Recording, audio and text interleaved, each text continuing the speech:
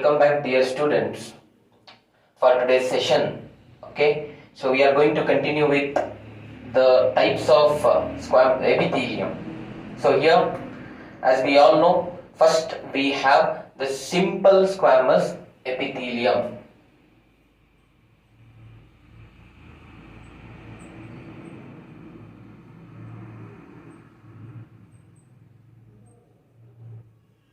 So let us understand, okay, the important aspects including the structure, their location as well as their functions. So when we consider the simple squamous epithelial cells, let me tell you, they look as such.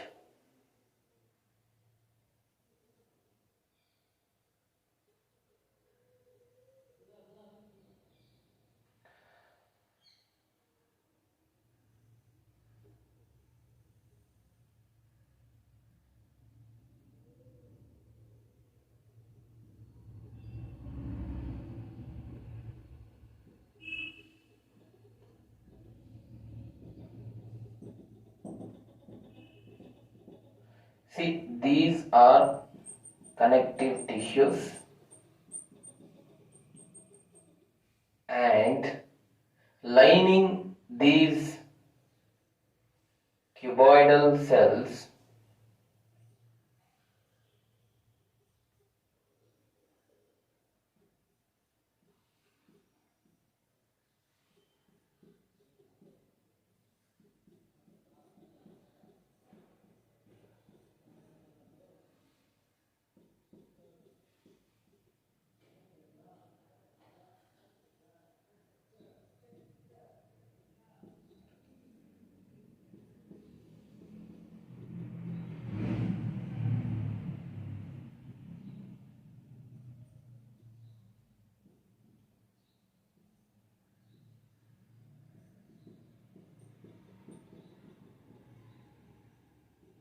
See, roughly the squamous epithelial tissues look like this. They have a large centrally placed nucleus as I am representing here.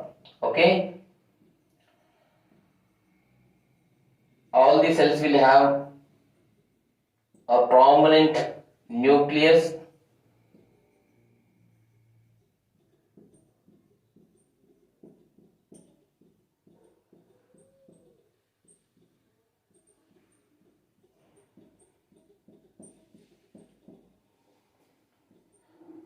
These cells, okay, these are the cells, simple squamous epithelial cells. They are lined by basement membrane.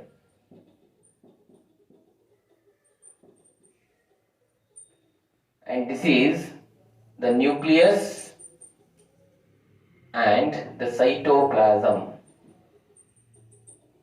Now let us discuss few important aspects. As I said, the cells are thin, alright. They have extremely flattened cells, as you can observe here. Okay, these cells do not have much of interstellar spaces. In fact, interstellar spaces are absent between the cells. And as you can observe, they are fitted like tiles on the floor. That's why, as they are fitted like tiles on the floor, they can also be represented as the pavement epithelial cells, or pavement epithelium we can represent it as. Alright? Okay? They don't have any interstellar spaces between them. Alright? And there is a very large centrally placed nucleus. These cells look flattened in structure, and as I said, cytoplasm is also very prominent. All these cells lie on a basement membrane, dear students. Alright. Furthermore, the shape of the cells, when we consider, they are generally irregular in shape. First point. Or from surface view, we can say just, they look roughly polygonal. Alright, dear students. And further, cells, let me tell you, are fairly large in size. Right? When compared to the other cells of our body, they actually look much bigger. And further, when we talk about the nucleus, in fact, from the surface, it has a bulged appearance. It looks like a bulge structure. So these are few important structural aspects about the simple squamous epithelium. See, let me tell you, these cells are flattened cells. They are irregular or polygonal in shape. They are lying on a basement membrane. As I said you, basement membrane here is not made up of cells, it is non-cellular. And these cells have a very prominent nucleus and a cytoplasm. Nucleus is centrally placed. They don't have any intercellular spaces between them. They look like arrangement of tails on a floor. That's why we use a term, okay, pavement epithelium. Alright, and alright, the nucleus will have bulged appearance from the surface. Alright, when it comes to their location, we can find these in the Bowman's capsules of kidneys. Location where we can find these, I am telling, okay. So Bowman's capsules of kidneys, we can find simple squamous epithelial cells. To go with that, and we can also find in the terminal bronchioles. See where terminal bronchioles are present. The terminal bronchiole, say for example, we have a rough structure here, okay, of lungs, right? So here this is bronchus, alright, this is bronchus, and they again have tubules, okay. From that again further there are many bronchioles arise. These are called terminal bronchioles. This is the one, okay. So you can find in the terminal bronchioles which are present in the lungs, the respiratory organs, alright. And also you can find them in blood vessels. That is, we know the arteries, veins and capillaries also we can find lining of these squamous epithelial cells, lining children, okay. Then lymph vessels. See, there are two important fluids, blood and lymph, in our body. So blood flows in the blood vessel, that is arteries, veins and capillaries, and the lymph fluid flows in the lymph vessels. And also other than this, we can also find them in the heart, alright, as well as we can find in coelomic cavities, dear students. So these are few important locations where we can find these simple squamous epithelium. They line the Bowman's capsule. Already I have told you, generally they are the lining which can be present here, and then terminal bronchioles of the lungs, blood vessels, lymph vessels, and also in our pumping organ called heart, and also in our body cavities or coelomic cavities we can find them, alright. So now coming to their functions, these squamous epithelial cells help in diffusion or rapid movement of the molecules. Why rapid movement of molecules? Because their cells are very thin, very delicate, so they help in the exchange of the molecules, alright, from outer environment. And coming to the other aspects, they also help in protection, excretion and secretion. These are the three important functions: protection, secretion, excretion. Alright, remember, alright. So these are what is secretion here? Coelomic fluid secretion. They help in protecting the cells, secretion of coelomic fluids, and also they help in excretion as well. Okay, so removal of all the other waste substances or materials from the cells.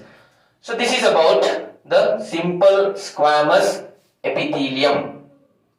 The second type we have here is simple cuboidal epithelium.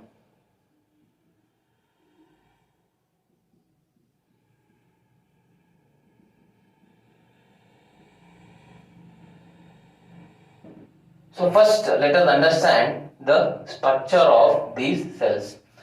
The cells, in fact, almost they look like,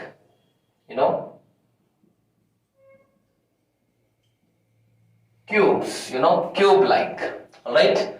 So that is why the name we have given as cuboidal epithelium.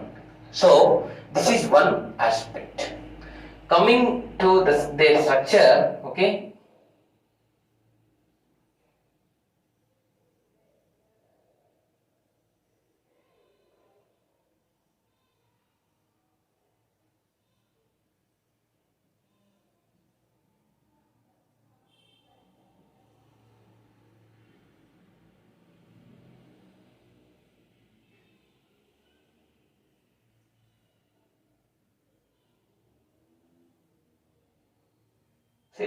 They roughly look cuboidal, okay, and they have a large centrally placed nucleus, dear students. As you can observe here in the picture,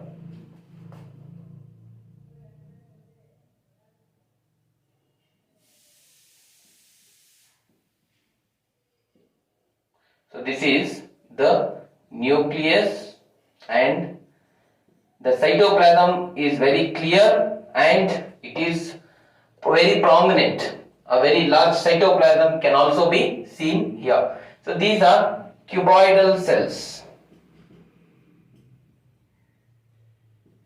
Now cells look as such, okay, that is cube like. Alright, as I said, nucleus is very big here. So what shape we can find here? The spherical. Generally the nucleus is spherical in shape. Alright, and when we consider the cells from their surface view, actually from the surface view they look polygonal.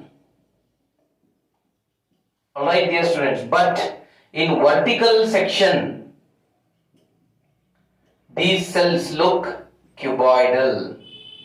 Alright, so this we are using to represent the cells from the vertical section, as they look cuboidal in shape. That's where we are using the term as cuboidal epithelium. Coming to the location, see, we can find them in the kidney tubules. There is the excretory organs. We can find them there. Alright, and thyroid gland. Thyroid gland, which is an important gland which secretes so many important hormones, alright, tetraiodothymidic, triiodothymidic, thyroxine, all these we are going to study in the hormonal, chapter. Hormonal glands, we have endocrine glands, there we shall discuss. This is one of the important endocrine gland, okay. There also we can find, which type of epithelium? Simple cuboidal epithelium. In the gonads, what are gonads here? The testes and ovaries also we can find. To go with that, we can find in sweat as well as in the salivary glands. Sweat glands secrete the sweat, salivary gland secretes the saliva, which has many enzymes like salivary amylase or ptyalin we call, right? To go with that, even lysozyme is present, but majorly it is made up of water. Anyway, so saliva it secretes sweat. So there also we can find this type of cuboidal epithelium. Lining these structures, we can find this type of epithelium, dear students. And we can also observe them in the lining of the pancreatic ducts. Right? So pancreas is a mixed gland. Right? So it behaves both as endocrine and exocrine. That means to say, see, endocrine means it secretes all its secretions directly into the bloodstream, whereas exocrine, it has ducts. So both pancreatic glands has both functions. Directly they secrete their secretions into the bloodstream and also they store in the ducts. Alright. So in the pancreatic ducts we can find these type of epithelium. Alright, so this is their location. And furthermore, let me tell you, in salivary glands and sweat, it is non-secretory. They do not perform the secretory functions. They do not help in any secretions. Alright, but remember one thing, especially in sweat, salivary and thyroid glands. Alright, sweat, salivary and thyroid glands, okay, generally it is non-secretory, but we can say that in little bit, secretions, other secretions, it may help, but not as much we can expect. Okay, then we can say in proximal convoluted tubules, I said kidney tubules, there are two major ones here. One is distal convoluted tubule, alright,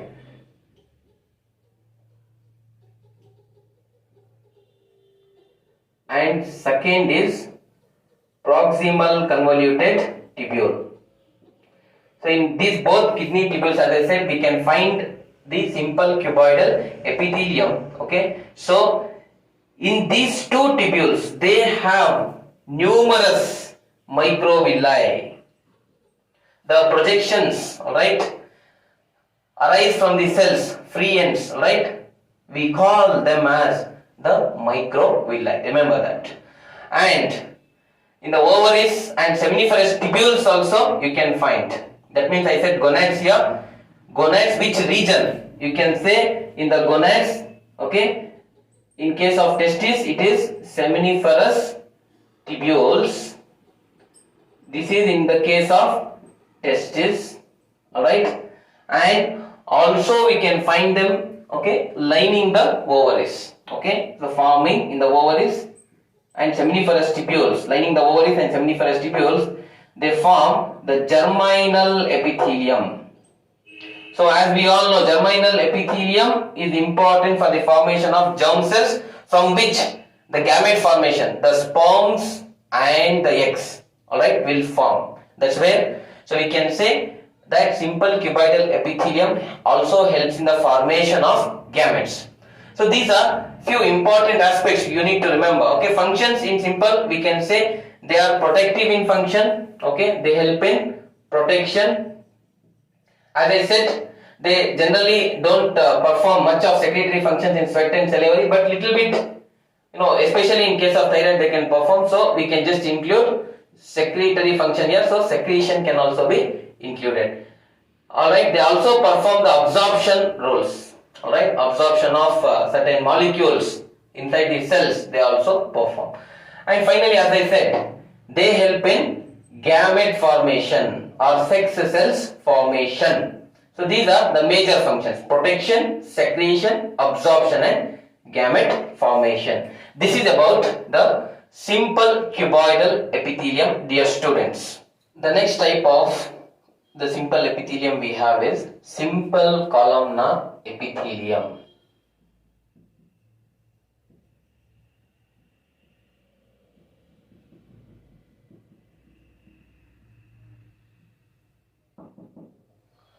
So here, first of all, let me say how the structure of these cells looks like. Okay, so they are generally, dear student, they're pillar-like. See, like this you can find these cells. They are almost pillar-like.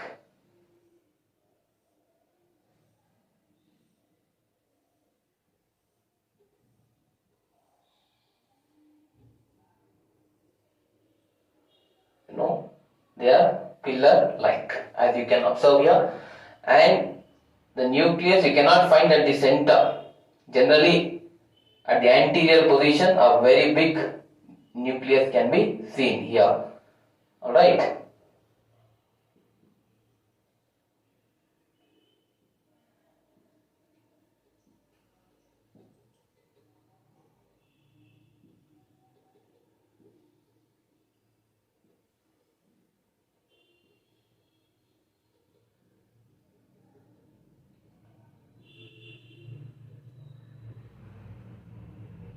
So this is the nucleus, and to go with that, they also possess the goblet cells. Alright. So for their secretion, they have certain cells here called goblet cells. Alright. See, these are goblet cells, and they are present generally. Right. They are lined by, as I said you, they also have the basement. Generally we can find the basement in almost all the types of epithelial cells. Okay. See, a very big cytoplasm, very prominent, and peripheral nucleus we can find here. To go with that, certain specialized cells as I have represented here. In many cells you can find, few cells I have represented here. So they are called goblet cells. Alright. So further, so this is basement. Alright. So now as you can find, they are very tall, they are pillar like, alright, and placed side by side. Here again, as I said, intercellular spaces are very, marginally we can find, but here generally it is absent, alright. And further, their free surface is generally very smooth. As you can observe here, their free smooth, they have free smooth surface. They don't have any cilia or any other structures as such. Coming to the nucleus, as I said, peripheral, and what is the shape? Oval. It is oval in shape, dear students. And further, cytoplasm, either it can be clear, as you can observe here, or they may also have certain droplets of secretory material. Alright. See, these are certain droplets of secretory material. Okay. Droplets of secretory material. I will tell you why it is so. Okay. Now, let me tell you, from generally from the vertical section you can find these cells as pillar-like, but in the viewpoint of this, what we can say, the surface view, they look polygonal. Alright. Coming to their location, you can find them in the lining of stomach,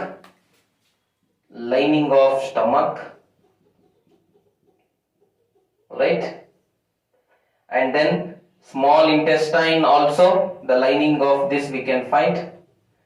See, when I am saying lining, so they are generally only on the surface, alright, the epithelium they form, okay, of stomach, the small intestine, as well as we have colon, gallbladder. Okay, colon is a part of large intestine. Gallbladder is a structure which stores the bile.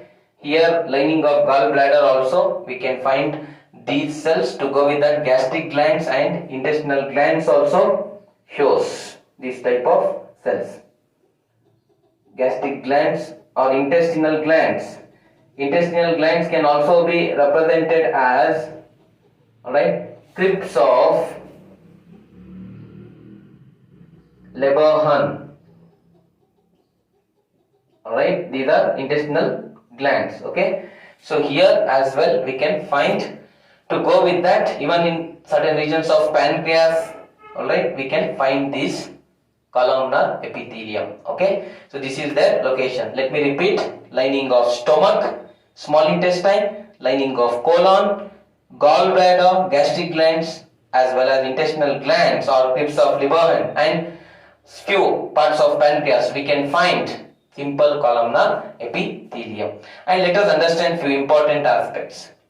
I said you that these cells are having certain specialized cells called goblet cells. Hence, these cells help in secretion. So we can say now these cells as what? They are secretory in nature. They perform the role of secretion. Now let me tell you, certain cells of especially this epithelium, stomach and intestine, they produce mucus. Alright? They produce mucus. This is one secretory function you can remember. Moving ahead, now as I said you, goblet cells, goblet cells are the cells which produces whatever, we say, whatever the type of mucus in whichever cell it is. So it is produced by these goblet cells, the specialized cells which we can find with respect to these pillar like cells having free surface called as simple columnar epithelium, dear students. And in the lining of intestine, they help in absorption of water and digested food. In the lining of small intestine, because they have microvilli. Please do note down this point.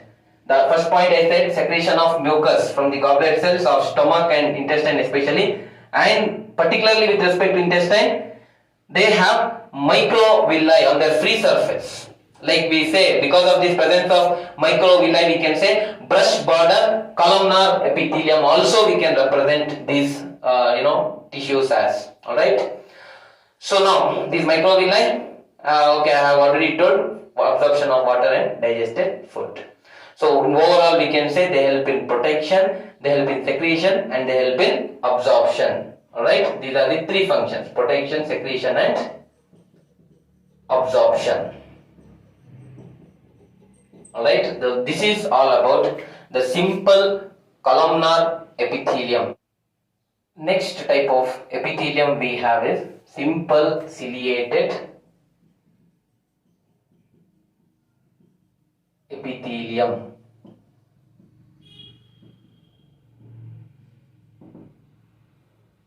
So dear students, these cells are also almost they are very elongated, pillar like. Okay, but on their free surface we can find rather numerous vibratile cilia. Okay, I shall tell about that. See, and these cells also possess the goblet cells. The secretory cells, are also present here. Alright.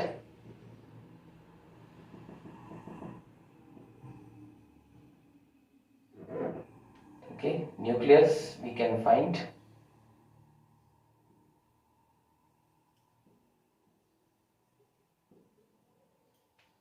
And then we have the basement membrane as well.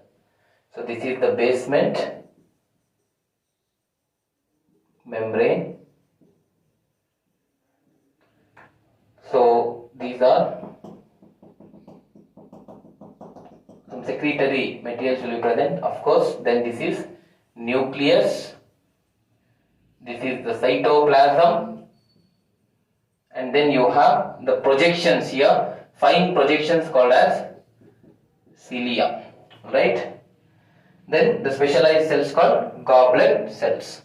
Now, see, these cilia are vibratile. They have vibration. They move. All right. One thing.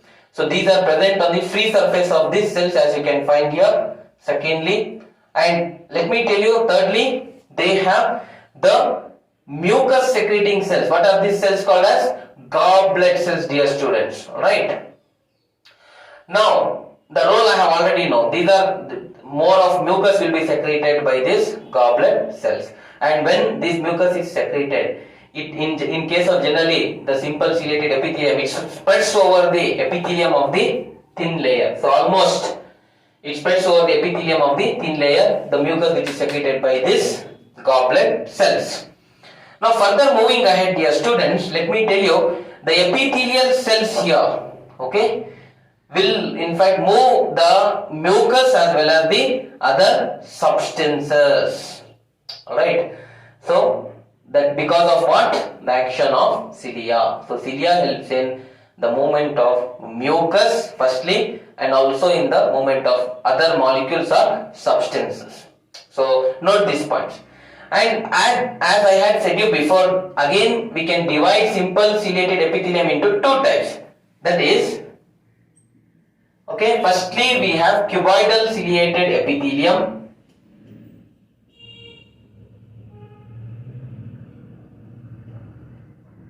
This is the first one. Okay, we'll discuss about it. And secondly, as I said you, they also have columnar ciliated epithelium. Alright. So few aspects I will tell you. When we talk about the cuboidal ciliated epithelium type of this ciliated epithelium, so their cells are columnar. That's cuboidal. The cells are cuboidal. The name itself says. But these cuboidal cells will bear what? The cilia on them. The vibratile cilia is present on these cuboidal cells. That's why the name cuboidal ciliated epithelium. So where we can find this? Lining of oviducts and ventricles of brain. Right? So lining of Oviducts. See, what are oviducts here? We also call them to as fallopian tubes. Okay. So like say for example, in the female reproductive system, we can find them. Of structure. Okay. So these are the ovaries. Okay. So here, this is the fallopian tube or the oviducts, or it can also be called Mullerian ducts. So here, in this lining, okay, we can find what type of epithelium? Cuboidal ciliated epithelium, a type of ciliated epithelium, and ventricles of brain as well you can find. So this is about, cuboidal ciliated epithelium. Coming to columnar ciliated epithelium. So the word itself says, dear students, again, the cells are columnar and they bear this vibratile cilia on their free surface. Alright, cells are columnar. That is the most important aspect you need to remember. In case of cuboidal ciliated epithelium, the cells are cuboidal, but both bear, the cells are different shape, cuboidal and columnar, but bear what? Cilia. Alright, that's very important. So where do we find this? See, we can find in the central canal of spinal cord.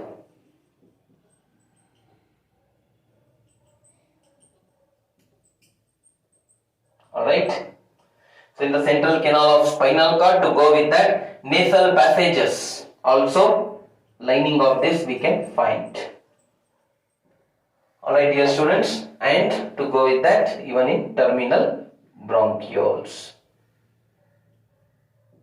So three regions especially. So that is central canal of spinal cord, nasal passages of our nose, terminal bronchioles of the lungs. Alright, in these three regions we can find the columnar ciliated epithelium. So overall we can say they help in protection and the movement of, we can say mucus and other substances with the help of cilia, and also they help in movement of eggs as they are present in the, what I can say, oviducts. Alright, so in a particular direction, because the cilia here it is lined, so which is simple ciliated epithelium. Okay, so under that which type? So we have cuboidal ciliated epithelium lining here, so that helps in after the production of egg or ovum in the ovaries of the female reproductive system, so it helps in its movement further along the reproductive tract. Okay, so fine, so these are few important functions. So protection, movement, alright, are the important functions to go with secretion. Protection, movement of mucus, eggs and many other substances, and to go with that, secretion, because they produce mucus with the help of the goblet cells. So this is about simple ciliated epithelium. Moving to the next epithelium. Okay, so we have glandular epithelium under simple. These are all under simple epithelium. Glandular, simple epithelium rather you can say. Dear students, first of all let me write the structure.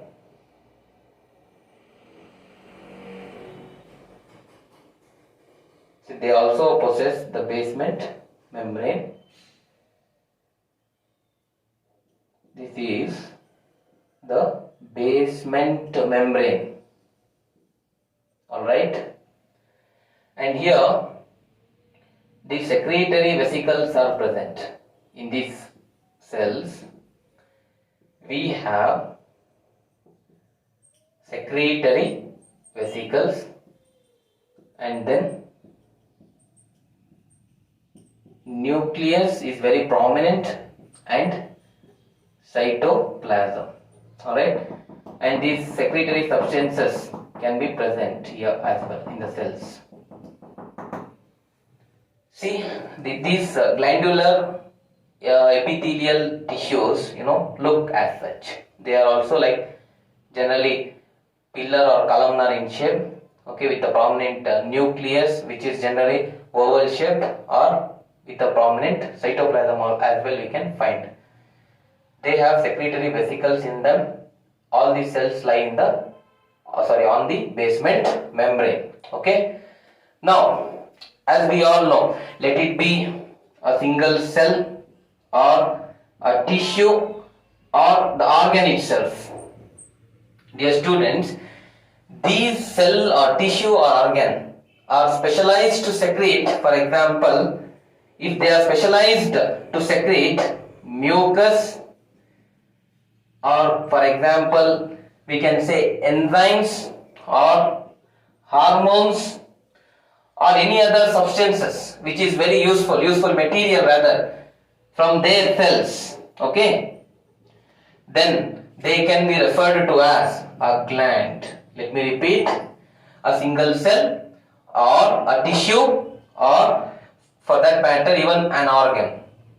All these three, if they are specialized to secrete the mucus, enzymes, hormones or any other useful material, they are referred to as what? Gland. Now let me tell you, these glands are lined by columnar or cuboidal epithelium. Generally, the glands are lined by columnar or cuboidal epithelium. Alright? So that we need to know. And these now, alright, cells or tissues are referred to as glandular epithelium. Alright? If the cells or the glands, rather glands are lined by the columnar or the cuboidal epithelium, those glands are having glandular epithelium or epithelial tissues in them. Alright, dear students. Now let me tell you, based on the presence or kind of secretions, we have presence or absence of glands, okay, ducts. Secondly, the kind of secretion, okay, these two aspects. What did I say? First is presence or absence of ducts. Alright, this is the first one. And secondly, based on the kind of secretion which can be seen through glandular epithelium, they can be classified into three types. The first we have is exocrine glands. To go with that, secondly we have the endocrine glands, and thirdly we have heterocrine glands. Alright. Now let me tell you about each one of them. Exocrine glands. Alright. See, their free epithelial surface, directly or indirectly, rather we can say, it produces their free surface, it produces the secretion directly or indirectly. They send to the site of action, either by storage or directly. Generally, they have ducts, okay, where they store. Right? After storage, whenever required, they send, or even they can send directly to the site of action. So, from the what we can say, the secretory vesicles on the surface which are present, so all their secretions, they transport it, alright, either through by the storage of ducts or directly into the bloodstream, or directly to the site of action, we can say, not to the bloodstream, directly to site of action. The one point. Secondly, let me tell you, these exocrine glands, can be present in different locations of our body. They can be present in the salivary glands of mouth, alright, or they can also be present in the mammary glands, sweat glands, alright, oil glands, alright children, and we can also find them in intestinal glands as well, okay. Then we can also include here tear glands. So salivary glands, mammary glands, sweat glands, oil glands, intestinal and tear glands or tear glands, we can find this type of exocrine glands. So let me repeat, these exocrine glands have ducts in them. We can also represent them as duct possessing glands, okay. So in these ducts they store their secretions whenever required. They send to the site of action, or they can also directly send their secretions which are secreted from the surface to the various sites of actions. Alright, this is one aspect. Secondly, we have second type, that is endocrine glands. So here they are generally referred to as ductless glands. They do not possess ducts as we found in the exocrine glands. Alright, so these glands have to compulsorily leave their secretions directly into the bloodstream. Very important point. Directly into the bloodstream. Alright. So now they also secrete regulatory substances, what we call hormones. Hormones are secreted by these endocrine glands. Hormones. These hormones, dear friends, now when they are secreted from this, as I said as they don't possess that, they cannot store here, and they have to compulsorily leave it directly into the bloodstream. From the bloodstream, it goes to the different site of actions. Alright. So where do we find this type of endocrine glands? See, endocrine glands can be seen in, what are the endocrine glands? See, it is, for example, we have pituitary gland. What do we call pituitary gland as? Master gland. We are going to discuss. So the anterior part of pituitary gland is called adenohypophysis, and the posterior part is called neurohypophysis, which in total secretes around 9 hormones. Okay, so we will discuss about that later. Okay, like for example, we have melanocyte stimulating hormone, or adrenocorticotrophic hormone, luteinizing hormone, follicle stimulating hormone, prolactin, like that. Many hormones are secreted by this pituitary gland, which is endocrine gland. Then we have thyroid. Alright. Apart from that, parathyroid also you can include. Okay, fine, dear students. So these are few examples which we can consider for the endocrine glands. Then furthermore, dear students, we have heterocrine glands. The third one, heterocrine. So these are the types of glands which can be both function as exocrine as well as endocrine. So let me tell you a few important aspects here. When they behave as exocrine glands, so they can have ducts, they can store their secretions and transport whenever needed to the site of action. And they can also function as endocrine. That means they can leave their secretion directly into the bloodstream. Alright. So as they function both as endocrine and exocrine, we call these glands as heterocrine glands. Dear students, the examples for heterocrine glands are the pancreas and the gonads. Alright, so this is about the types of what we can say the glandular epithelium. Alright, and which is based on presence or absence of ducts and their kind of secretion. Alright, so this is it for today's class. Thank you very much.